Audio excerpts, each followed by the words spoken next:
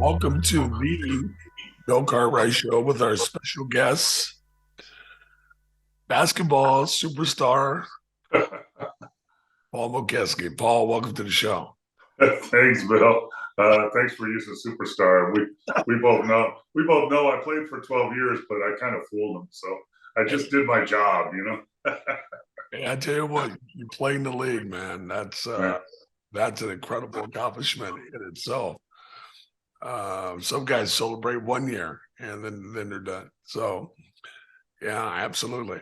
And this is what I want to do. I want everybody to kind of get to know you really quickly. Uh, Talk about where you grew up and talk about mom and dad. I grew up in Southern California, in San Fernando Valley, and you well know because we're the same age and the same class that California, and especially Southern California back then, was the hotbed of high school basketball. I mean, you were up north. We had David Greenwood, Roy Hamilton, Bill Lambier, Reggie Theus, Brad Holland. There's a few more I'm missing there, all NBA guys in the same high school class. And Yeah. and it's funny because I remember we played two games, the California All Stars against the United States All Stars, and we played one up by you guys in San Francisco, and then one down here, down in Southern California. And you know, I mean, I don't know. I mean, we kicked their butts, but you're talking about you, me, Bill Lambier, David Greenwood, Reggie Theus, Roy. I don't know if they had a chance against us, and it was just a great time in my life. My parents, who are gone now, they've been gone for a while. They raised me in Southern California. We were lower middle class. My dad was an accountant. My mom cleaned houses. It was interesting because she did clean houses for some of the movie stars or TV stars back in the day. And, they just, I have a younger brother, younger sister. Both played a little basketball in high school, but that's about it. Just a regular upbringing. I played baseball. I played football till it got to tackle. I didn't like getting hit. We just played every sport, back then. Now it's so specified, with the sports, and it is what it is. But there was no AAU basketball, so we played high school basketball, and then in the summer we played in the summer league where our coaches couldn't coach us; we just coached ourselves. And I grew up on pickup basketball, and in California, in Southern California, at that time, I mean, we knew where all the games were. UCLA on Sunday afternoon, Pepperdine on Tuesday night, in Compton on Wednesdays, and we just went to the gyms to find the best competition, and we did. It was a rude awakening of, when you think you're the best in your little area, and then you spread out and you see there's a lot of good players out there. The legendary games at Pepperdine when I grew up in high school, they played two courts, and all the games, all the players were Lakers, they were Clippers, they were Bruins, they were Trojans. They were all like just accomplished basketball players, and I actually got to play against Wilt Chamberlain in those games Wow. back then. He had been retired for about 5 or 10 years, but he was playing competitive volleyball, and I ended up going to Kansas, and so playing against Wilt Chamberlain, in my opinion, the GOAT, was something phenomenal. I mean, he pretty much played to stay in shape, so he rebounded and passed the ball unless you pissed him off, and if you pissed him off, he was going to block every one of your shots and he was going to dunk on your head. So, needless to say, we kind of kept him happy. But growing up in Southern California, back then, it was just my life was, a few of my friends and basketball. And, that's where I thrive. And can you talk about your high school teams and talk about who really mentored you? I was fortunate when I was young. I had an older cousin who was like 3 years older, who's a really good player. And then during the summer, we played against all college kids. And I had a really tough coach. So who kind of mentored you in high school? Well, there was two coaches back then that really affected my life and and my future. When I was in seventh grade, like I was the tallest guy in the class, but I wasn't very coordinated, and so there was I went to Our Lady of the Valley in San Fernando Valley. I was taught by the nuns, and um, there's a priest there. His name was Father Davis, and he was the cool priest. He rode a motorcycle, had a leather jacket, and he played basketball. He loved basketball, so he taught me. My dad played ball, so but he got me on the team as a seventh grader, and I wasn't very good, but he kept me involved and kept me encouraged, and finally, on my in the eighth grade, I really became a good player and one of the better players in that area. But then after my eighth grade, and I graduated from eighth grade, getting ready to go to Crespi High School in Encino, he went to my dad and said, "Listen, there's some great pickup games around here in the summer, but they don't start till like 8 or 9 at night. So I'll take Paul with me, and we'll go play pickup games, and I'll get him back. We won't be home till about 11 or 12, but I'll get him home." And so he took me to all these. I was 6'2" in eighth grade, so I played center on the eighth grade team. But when I went in these gyms, I was a guard. They threw me in at the guard playing against men. I got knocked down. I got made fun of probably, but I learned how to get back up and not let it affect me, and to try and get better. So he's the one that really started me on this journey. And then I went to Crespi High School in Encino. It's an all-boys school taught by the Carmelite brothers, and there my coach as a freshman was Bill Hedlund. And Bill Hedlund was a math teacher, classic. He was like 6'3" and built. I mean, he lifted weights, and back then no one really lifted weights. But in class, he had the white shirt with the pocket thing with all the pens in it and stuff, And but he had actually played at Long Beach State for Jerry Tarkanian, and so I went under him as a freshman and learned how to be a better player, all around player. He had me at 6'8", taking the ball out and helping break the press and doing all the stuff that the big guys do now. But he had me doing it back then, and he actually followed us up. My freshman year, we were undefeated. My sophomore year, we were undefeated. And then my junior year, we lost a few games. And my senior year, I think we lost 2 games the whole year. But he was kind of like Tarkanian, kind of an innovator of the game. And we played a little zone, but we played man to man. And he encouraged me. You know how it is when you're young. And in high school, I went from 6'5" to 6'8" to 6'11" in like 3 years. Wow. But I weighed like $180. So I was like, but and I had frizzy hair. It was kind of awkward. But he didn't have me just go down and put my hands up. He had me play in a regular position and play the game the way it should be. And being awkward and kind of out of place in society. But when I was on the basketball court, I fit in, and that was my get away from everything. And that's where I really it was my sanctuary. The basketball court was my sanctuary. So I did go to class. I did get a 3.0. I did graduate, but I spent hours and hours. If it wasn't on the practice court, it was in my front yard, shooting baskets, or at the junior high across the street by myself, just shooting baskets and trying to get better. So you're about to leave high school, and obviously you're one of the better players in California, and you're known nationally. So you end up in Kansas. Now, how does a kid from California, you're in Kansas, how does that happen?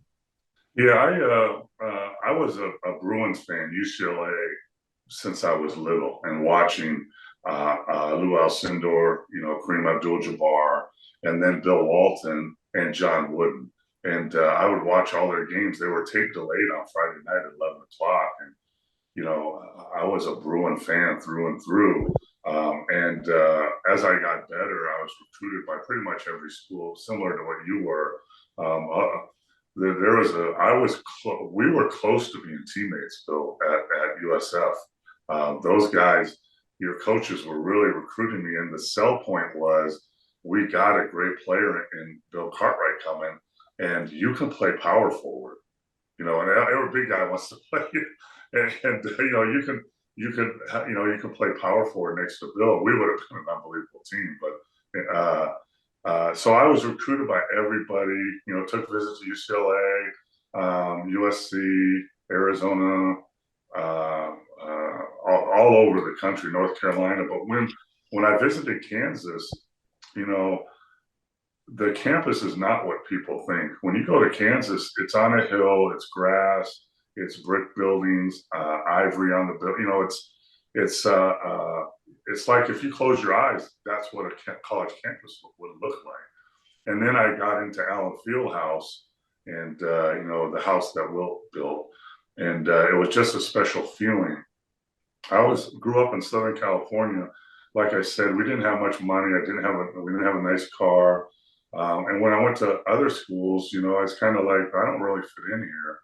Even UCLA.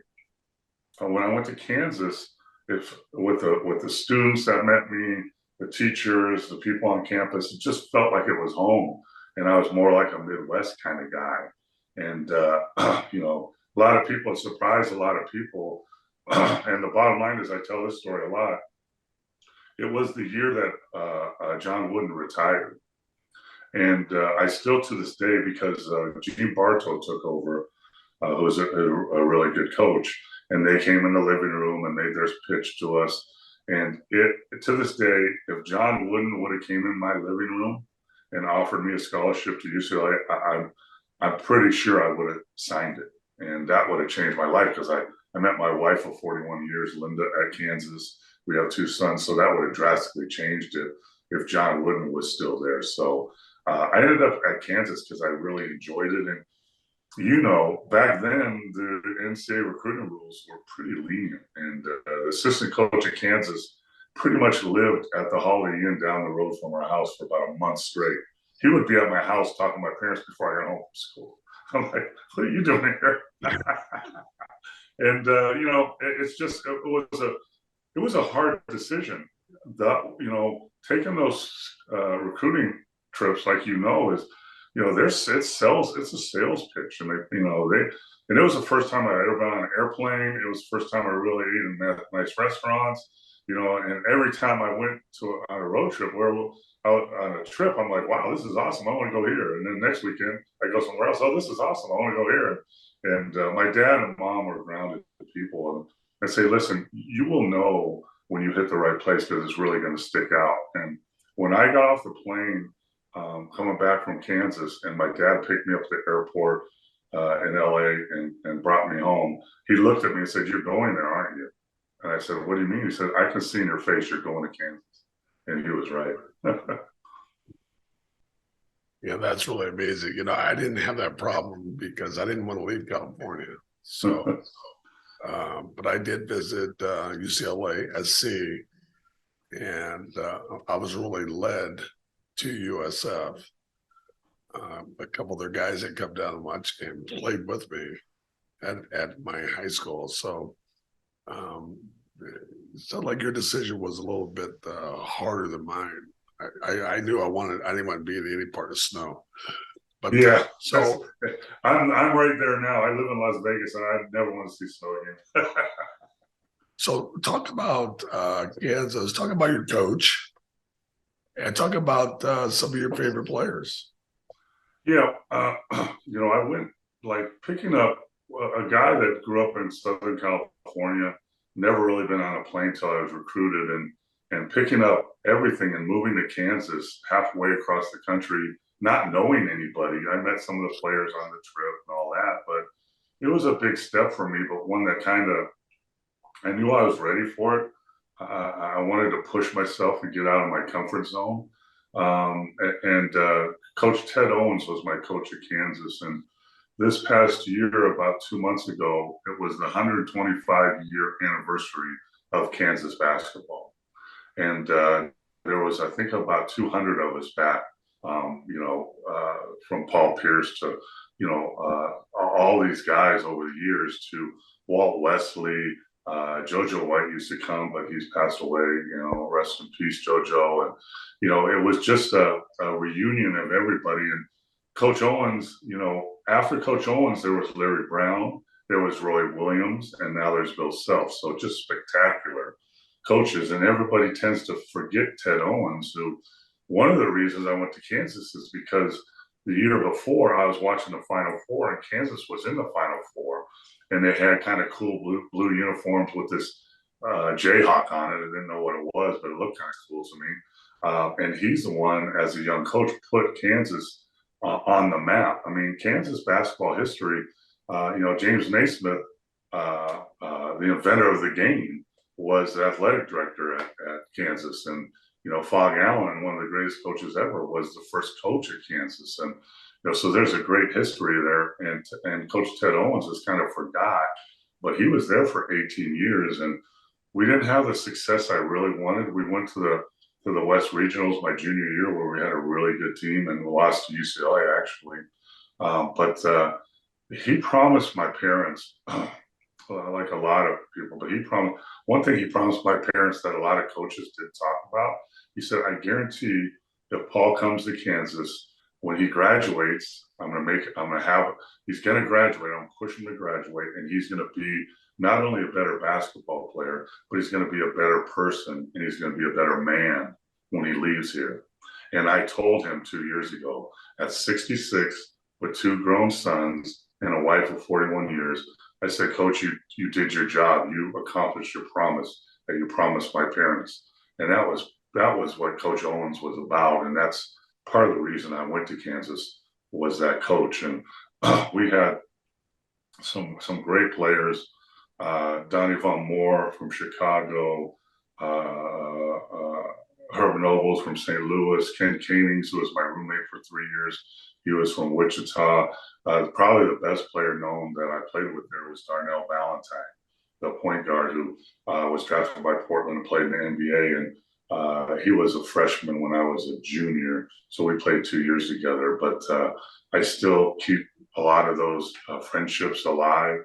It was, Bill, there's all these one and dones and guys. And I understand you go for the money, and you're going for more years of income. I understand that, but at the same time, there's no amount of money and there's no amount of fame that would take away from the 4 years I spent at Kansas, growing as a man, learning how to succeed on my own, and also having a great team around me.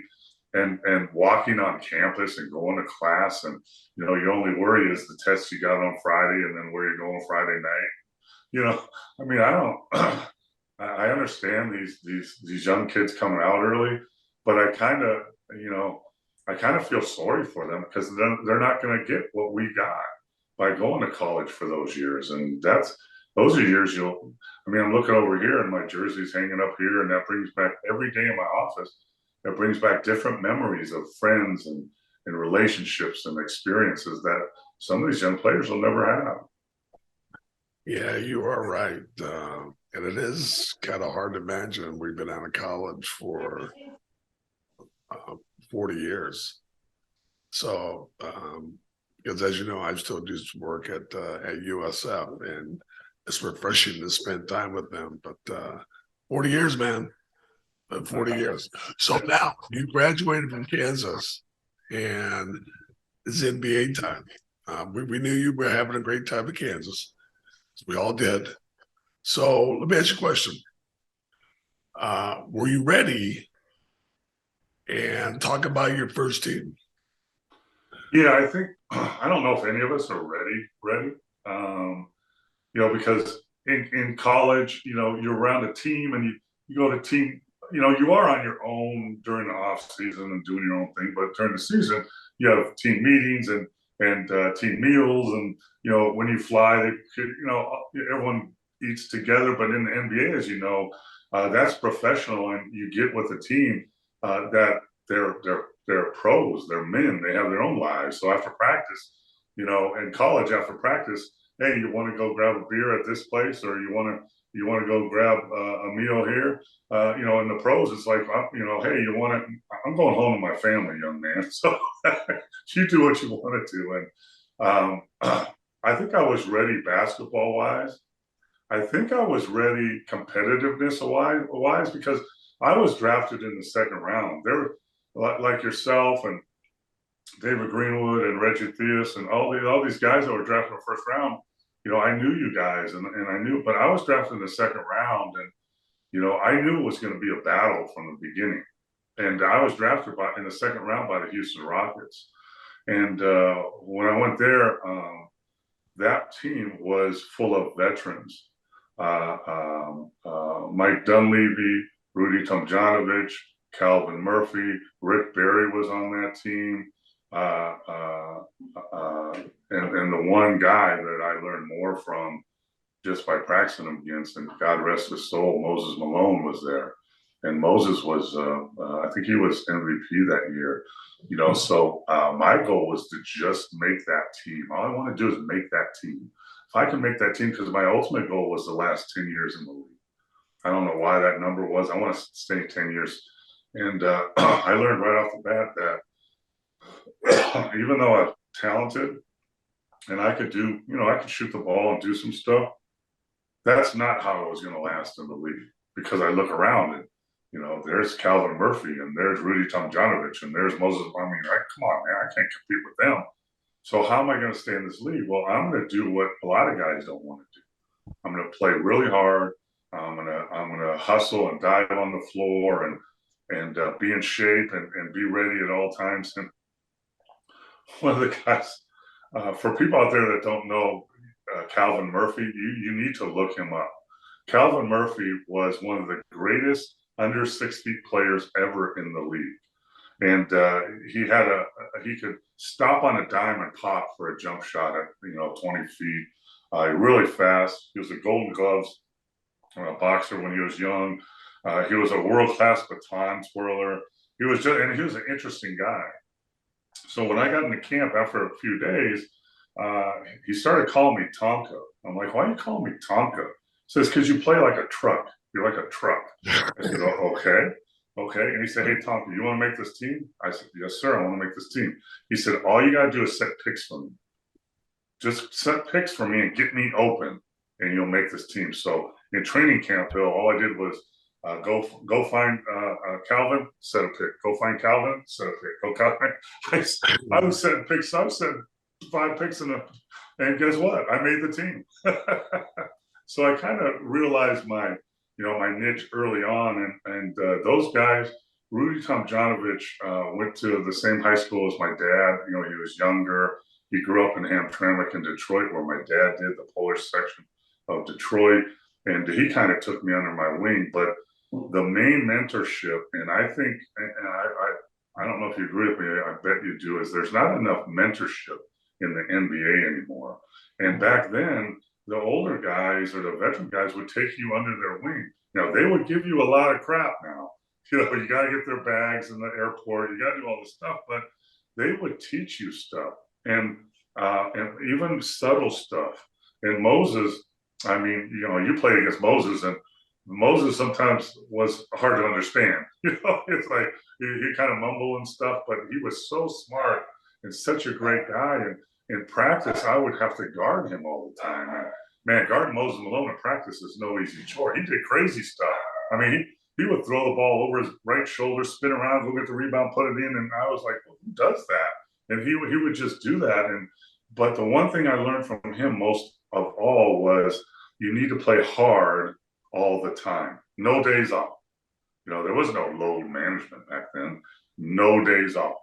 And what really sunk in about halfway through the year, and let's be truthful, Moses was playing 44 minutes a game. I was playing 4 minutes, because he was relentless. We went on a road trip, and back then, those road trips could be almost 3 weeks long. Yeah. And at the end of the road trip, we lost the game. We were terrible.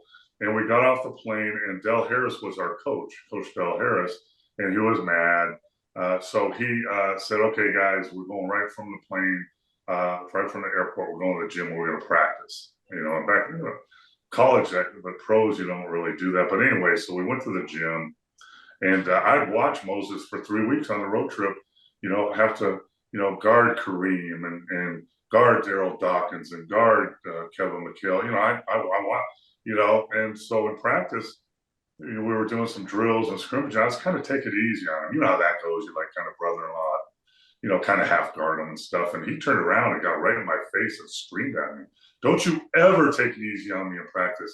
Never take it easy on me in practice, because no one in the games is going to take easy on me in a game. So don't you ever take it easy on me in practice." And I was taken aback, but I remember that the rest of my career. Wow. So now, how many years were you in Houston? I was in Houston my rookie year, and then for training camp of my second year, and then I got the NBA professional welcome. I was traded to Detroit for a second round pick about 2 days before the season started. And it was Moses Malone, and then I know you'll remember Steve Hayes, the 7-footer from Idaho. He played in the league for a while, and we were battling for that last spot. And the coaches let us know that you guys are battling for that spot. And we practiced after practice. We ran extra sprints and trying to get that spot. Well, 2 days before the season, they traded for Billy Pulse, the Whopper, who is a veteran backup. And they traded me to Detroit, and they cut Steve. So neither of us made the team. So, I was really shook up because I thought I'd be in Houston with these guys for a few more years, and I was mad. I went to Detroit kind of with a chip on my shoulder. But as you know, a lot of times in basketball, just like life, your biggest disappointment is your best opportunity. So when I went to Detroit, they didn't have a very good team. John Long, Terry Tyler, Kent Benson, a group like that were struggling. So I actually got there, and after about 3 weeks of practice, I started that year, and I played in every but one game.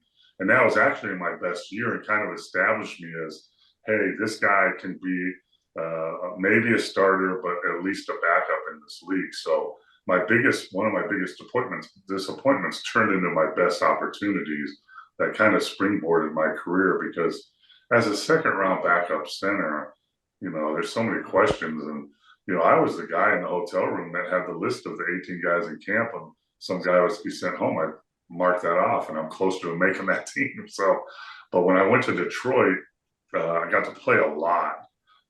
And all the games, and it really actually showed me, hey, I can be a player and a significant player in this league, and that showed me that. And then the next year, they drafted some guy named Isaiah Thomas and Kelly Tripucka, and that was the beginning of that turnaround. So was Chuck Daly here? Was Chuck Daly your coach? No. Oh man, Don Chaney became the coach the year after I got there. Scotty Robertson, who was the head coach at Houston a couple of years before, was the first head coach. And then Don Chaney took over the next year. And then here's the other kicker. So I played that the first year up there. I played a lot, was a starter, part-time starter. The second year I started training camp, and we had Isaiah coming in. I'm going, man, we're turning around. We're going to be a team now, And so I gotten married to Linda, my wife, that summer.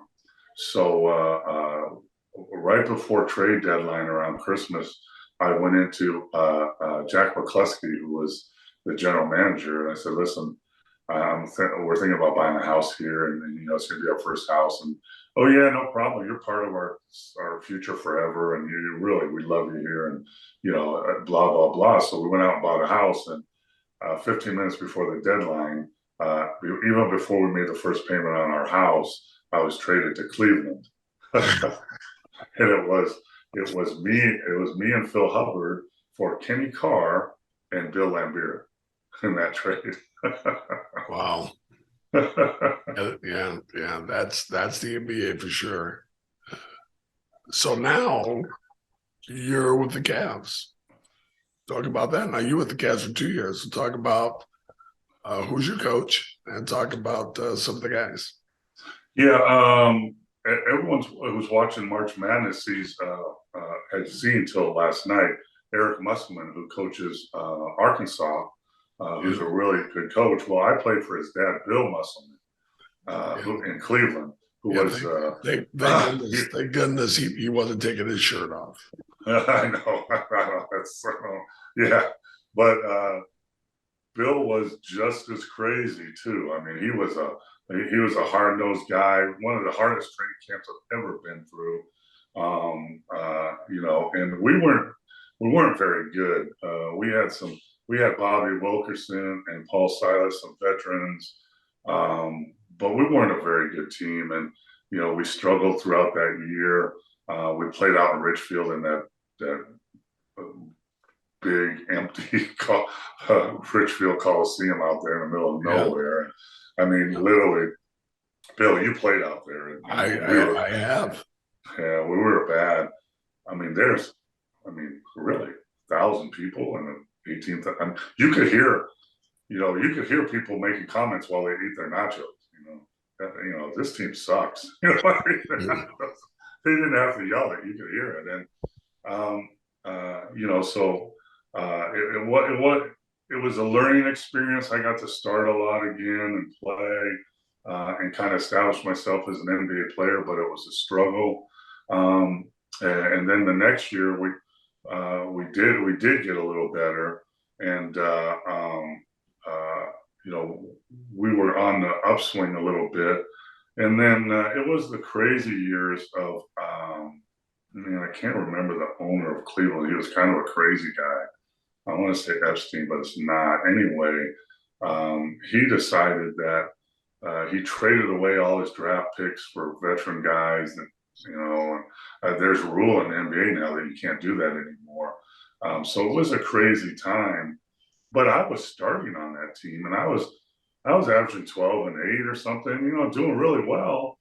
And then right before the trade deadline again, or guaranteed contracts around Christmas time again, I'm packed for a trip out west, 2 or 3 week trip, and I get a call, and I'm sitting in the kitchen with my wife, getting ready to leave for the airport, and they call me and say they cut me, and I'm like, wait a minute, I'm starting and I'm playing well, and you cut me? Yeah, and I said, well, could you trade me? Nobody wanted me? You couldn't get anything for me? No, nobody was interested. The reason they cut me was they already had 12 guaranteed contracts. And even though I was starting, I was the 13th guy with a non-guarantee. So, back then, what the money was. It was probably 80 grand or something. So they're going to save their money. And I was pretty devastated until I called my agent. And he started calling around. And after a few hours, he said, Paul, I got 6 teams interested. We need to decide which one we're going to pick. And, there's a bunch of good teams, but that's when we talked to Milwaukee, and we looked at their roster. They had Bob Lanier, who probably had a couple more years left at a starting center. They had Marcus Johnson, Sidney Moncrief. They had a really good team.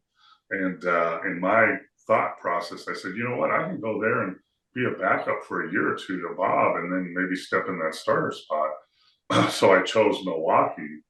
And right after Christmas, I went to stay in Milwaukee. I signed a 10-day contract, then another 10-day contract, then a contract for the rest of that year, and another year. And that's where I started my 8-year journey in Milwaukee. So that was another thing of, a devastating account turned into one of the best opportunities of my life. Yeah. Now, who was coaching there? Don Nelson was there. Don was that's right. Don Nelson was a great coach, think out of the box coach, players coach. He played with the Celtics for all those years. He was a gruff guy, didn't pull any punches. I mean, he would say what he wants to say. And, and he expected you. He was kind of a coach, one of the first coaches that said, here's what you're supposed to do, Bill. You're supposed to do this, this, and this you're accountable for. And if you do that, everything's fine. But if you don't, we got a problem. Instead of staying on top of you all the time, everything was fine if you did what you're supposed to do. And I liked that because that was the kind of player I was, you know? Just tell me what to do and I'll do it.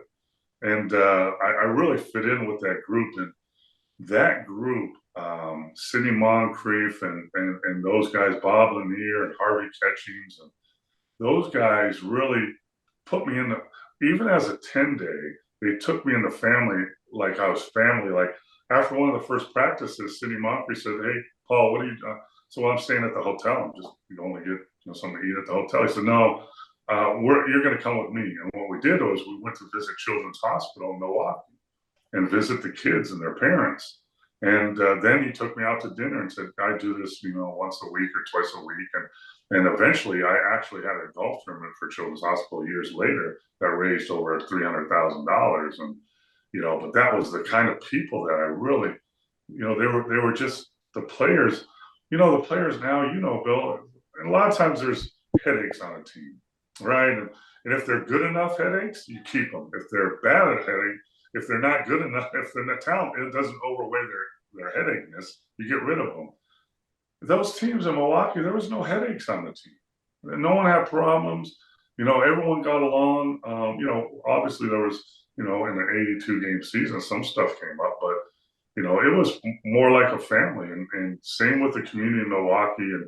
And my wife and I both had our sons in Milwaukee. We had our sons in Milwaukee, kind of became part of that whole Midwest Milwaukee thing. That's why they call it Milwaukee.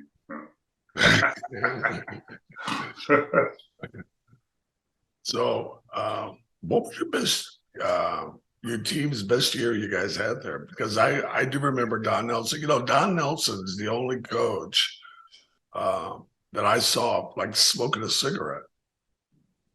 He was smoking. I remember walking out and he's smoking a cigarette at halftime. I'm like, he's smoking a cigarette? Are you kidding me? Yeah. I tell you what, that first 10-day, we're playing in the old Mecca, the old Mecca. And, I'm all excited to be here. It's 10-day and whatever. And I go in the locker room at halftime and Bob Lanier and Don Nelson are back in the shower area smoking cigarettes. Yeah. And smoke's coming everywhere. I'm like, wow, okay. Yeah, well, that's real old school there. Yeah, well, you played in the Boston Garden. You come back at halftime in the Boston Garden, the whole upper level's filled with smoke. Yeah. Yeah, the same thing in Madison Square Garden, even though it wasn't cigarette smoke. Yeah, and I'm in Vegas now. That's everywhere. So you had a great experience at Milwaukee.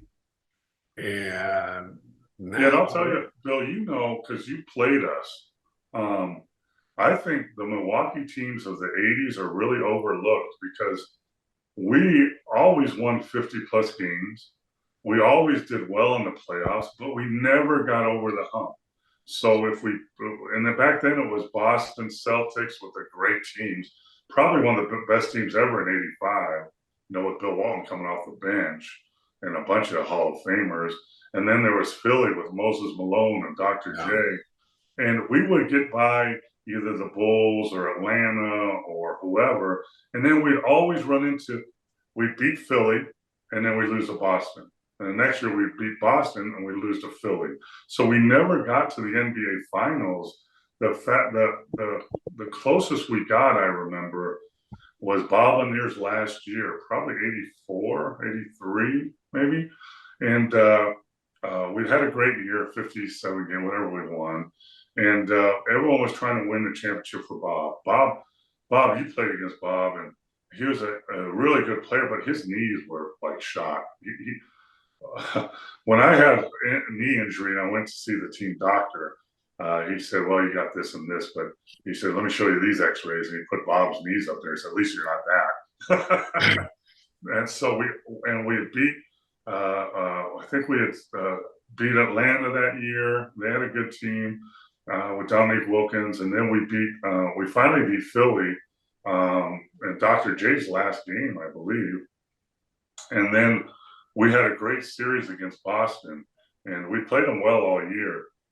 And we got to Game 7 in Boston Garden, and we knew if we win this game, we're going to play the Lakers in the West. And we had beat the Lakers twice that year because we were a bad matchup. They wanted to run and gun with Magic, and we slowed the ball down. We're deliberate and physical. So we just got to win this one game, and we had it. We were up by 7 or 8 with about 3 minutes left, and I'm thinking we're going to go to the NBA Finals, and we could win this thing. And then frickin' Larry Bird hits 2 corner threes right in front of our bench, and I think we lose by 3 or something. So that was probably the best team and the best chance of moving on. And here's the kicker, Bill.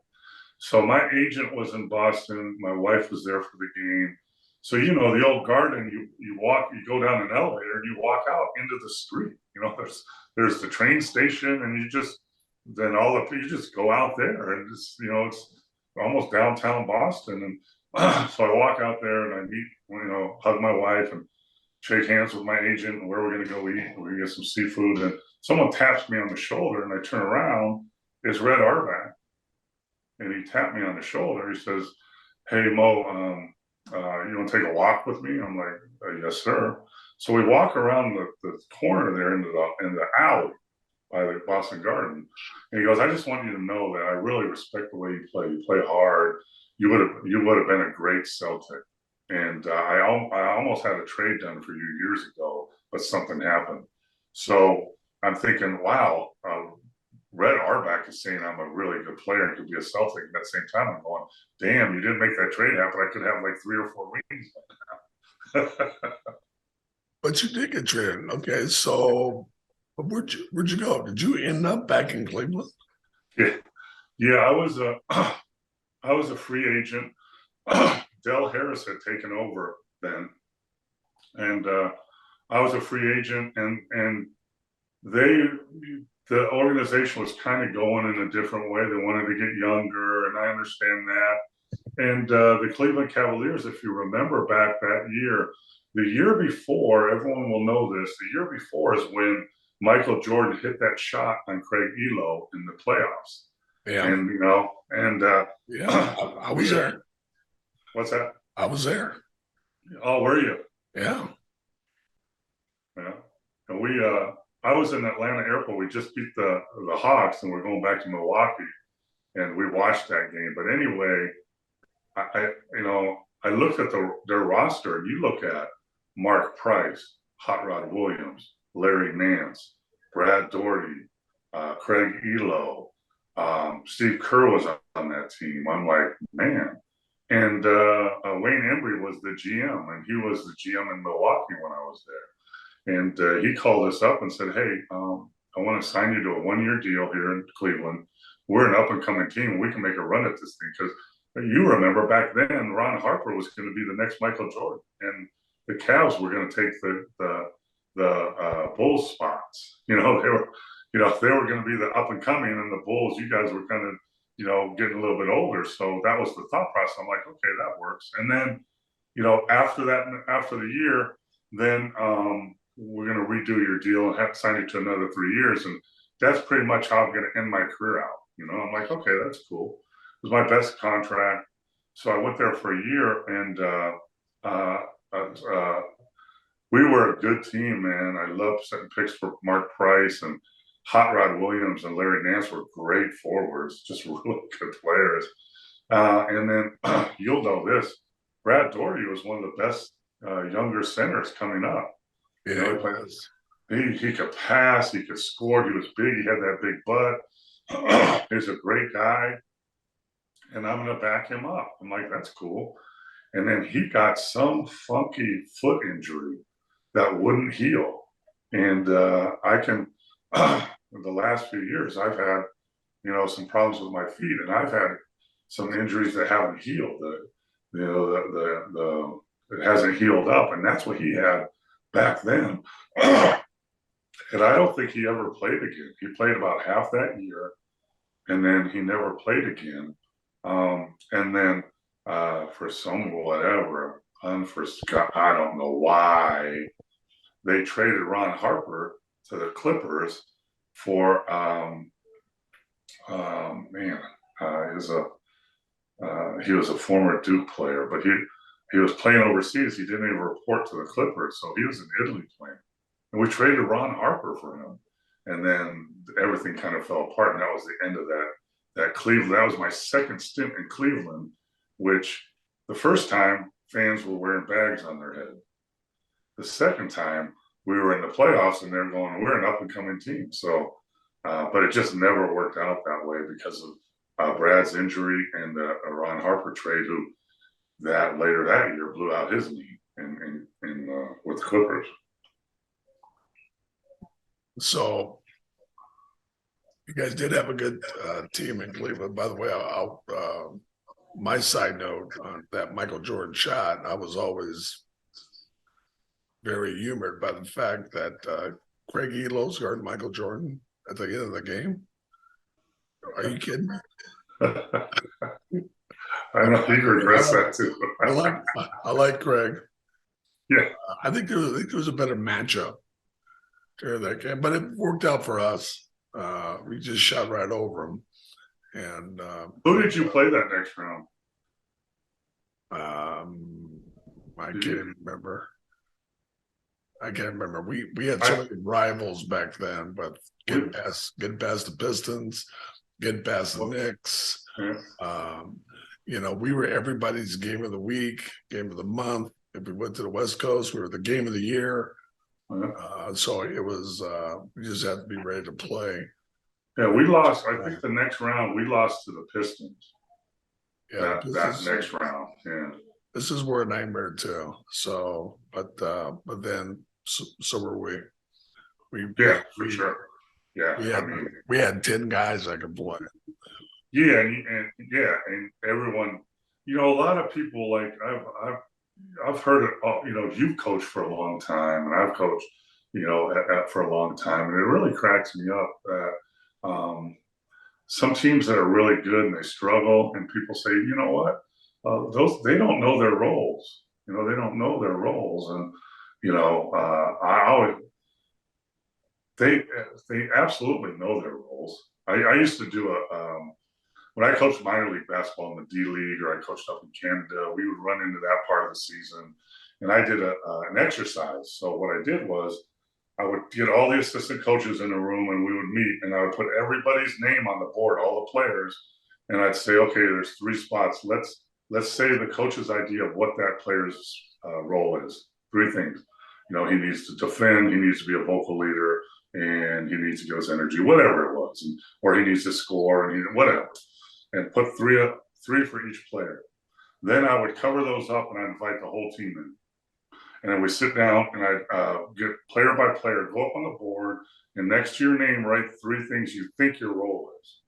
And they would write their 3 things up there. And then I would take the coach's ideas off, and 99% of the time, they're almost identical and for sure similar.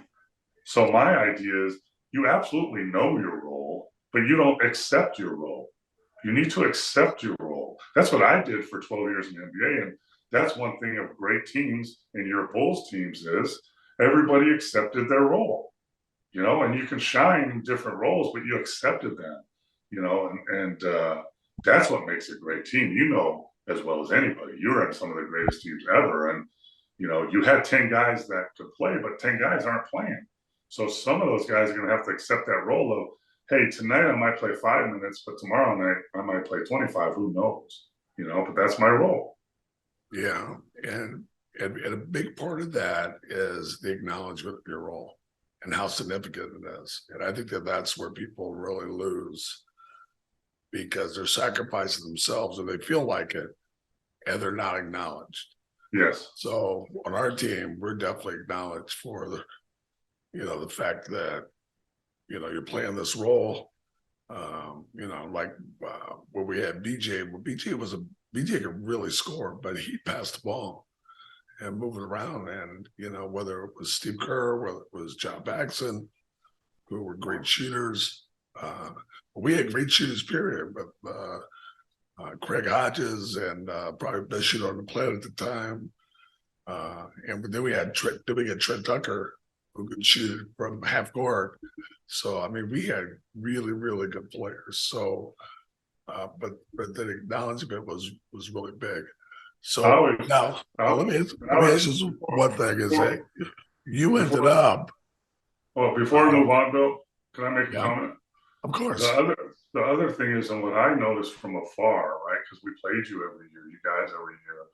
I thought you made that huge step into the iconic teams you had because we used to beat up on the Bulls all the time when I was in Milwaukee. Till I believe you got better players, but also MJ trusted those guys more. And being able to pass to Steve Kerr at the end of a game or Paxson at the end of that's when he became a nightmare to guard. We started trusting those yeah. He passed the ball. Imagine that concept. guys. Yeah, what Put an two idea. guys on you, pass the ball. How many times? How many times? I know I did. How many times did I yell it out? Just pass the Pass the ball, man. ball. So you ended up from Cleveland. Is this right? You went to Golden State and then you went to Quad City. Talk about Yeah, that. yeah. So the last year in Cleveland, then I was a free agent again because Brad didn't come back, and they traded Ron Harper, and everything kind of got messed up. So they went a different direction. So that year, I actually went into training camp with the Spurs, David Robinson and that group, as going to be like a veteran big backup guy. And my knee was acting up, and it just wasn't quite right. And actually, at the end, Larry Brown was the coach, and at the end, they decided to keep a rookie and save about 200 grand instead of keeping me on the roster. So they cut me, and then I tried to get picked up by a lot of teams. And I was home working out and working out 3 times a day in great, great shape. And no one would bite on it. And finally, after Christmas, I just called Don Nelson up, Nelly, who's in Golden State, coaching a great team, run TMC, Tim Hardaway, Mitch Richmond, and Chris Mullins. And, obviously thinking outside the box, come on, man, small ball wasn't created 10 years ago. Nelly ran it all the time, and a point forward with Paul Pressey. But he had that Golden State Warriors with run.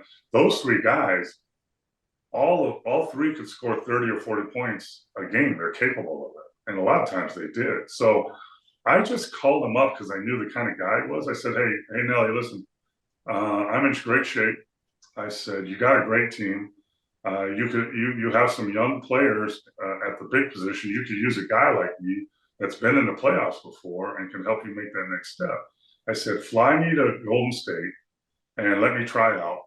And if you like it and I fit, then sign me to a 10-day. If not, I will buy you dinner and as many beers as you can drink, and you can send my butt home. Because I knew he would like that, and he did. And it was the middle of the season; those guys weren't practicing a lot, so I got off the plane and went to practice. I was in great shape, working out 3 times a day, and I kicked their guys' butts in practice because I was in better shape. And I fit in with those guys. Those guys are great. So I had some great fun with Milwaukee and some other teams, but those guys were fun to play with. I mean, go on the road with those guys and they light a team up, and you hear the place go quiet. It was awesome. And so he signed me to a 10-day and then another 10-day and then the rest of the year. And we were the 7th seed in the West, and we beat the Spurs, who had cut me, by the way. And we beat them in the first round. They were the 2nd seed. And then we played the Lakers in the 2nd round. And we actually won the first game in LA, but we ended up losing that series. And I think they went on to the finals. I don't know if they won it or not. But that was, so that was, kind of my last hurrah in the NBA. And then the next year, I went over and I played in France for about 3 or 4 months. And it really didn't work out. Wasn't what I thought. And then when I came back, I had a chance or a choice. There's an investment group in Milwaukee that knew me well. wanted to invest in me to be an investment broker type guy and train me. But my heart was in basketball, so I wanted to pursue that. So I went to Chicago pre-draft camp where all the coaches are, and trying to get a job. And it was interesting talking to managers and players that I'd played for, played for with broken ankles, and they really didn't want anything to do with me as a coach. So there were some smart guys there. Back then it was the CBA. It was before the NBA Development League, now the G League, and that was the minor league. And there were some coaches there that were watching what I was doing. And at the end of the weekend, when I almost gave up and went back to Milwaukee and just started doing some training, they said, "Hey, how about you come come with us and be a player coach?" And in my mind, I'm thinking, well, I'm gonna go there and learn how to coach and get a resume. But in their mind, I know that I was more of a player than a coach for them. That's okay. And I played, so I was a player coach in Quad City, and that year, I mean, we had Chris Childs, Harold Ellis, Derek Strong. We had a really good CBA team, and we made a run at it, and I really enjoyed it. And that's where I got the bug for coaching. Being in I love basketball. You love basketball. A lot of people love basketball, but to get to the point where were, where, hey, you're going to spend hours in a video room breaking down film. You're going to practice schedules, and I love that stuff. I loved it, and that's how I became from a coach player. And then the next year, I went as a full-time assistant to Hartford in the CBA. And then I got the head job in Hartford, and then coached in minor leagues for a while before I got with the Dallas Mavericks.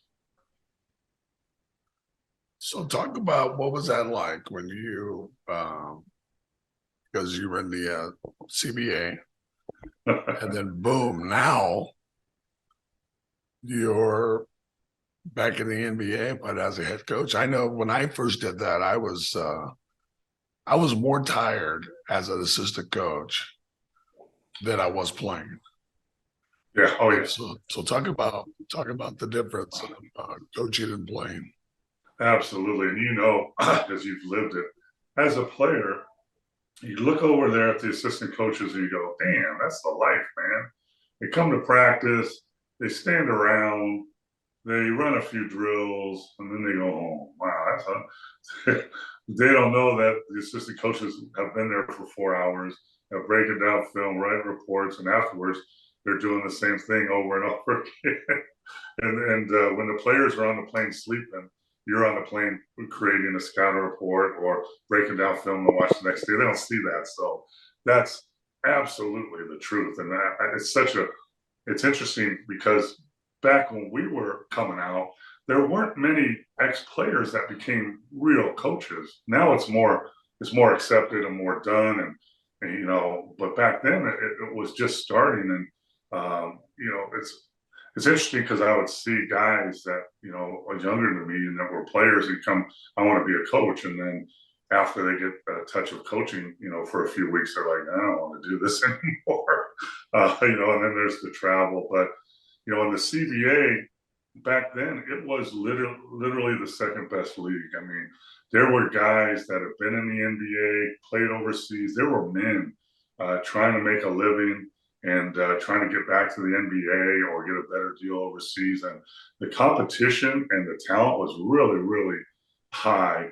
The travel was really, really low. So we're on the worst flights ever. It's interesting because most of the teams, like you're talking about Quad City and Rockford and La Crosse, Wisconsin, all these, and what they have in common is, well, you got to get somewhere, you got to go through Chicago to get there, and you're on those little puddle jumpers. So in the CBA, you on a Saturday morning or whatever after games, you would see 2 or 3 or 4 CBA teams in the same airport going to different terminals, and there were more trades done in the Chicago airport than there were on the phone back then in the CBA. I was watching one coach traded one of his players to another coach and had the players just switch tickets. So they just switch tickets. Okay, you go to that game now, you go to that game now. So, it was really wild that way, but at the same time, Bill, it was like when you're a coach in the CBA, you have to do everything. You're the head coach, you have to be the head coach, you have to be the scout, you have to be the trainer guy, you have to be everything. So it taught you how to break down film and do all that. But I was talking to somebody the other day. I said, you know how you know? Because the Sweet 16 was played here in Vegas, and UConn team was staying at a hotel. I'm not going to name the name. And when they checked in, it was very good. The rooms were dirty, and there's stuff. So they actually moved out of that hotel into a different hotel. Well, someone asked me, "What's the worst?"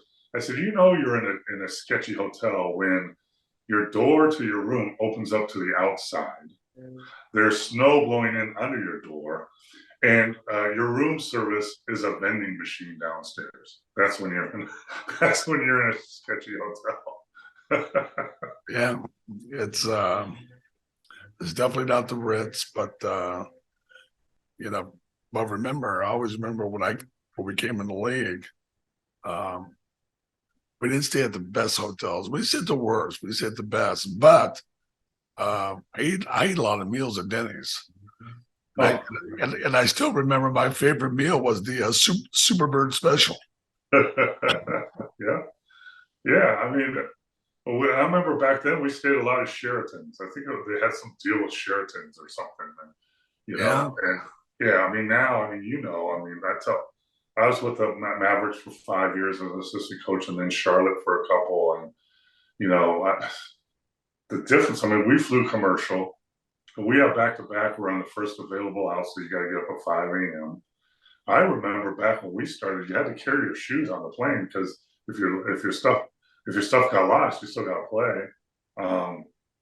And now, you know, you fly on a private jet. Every masseuse and trainer is at your whim. You get great food on the plane.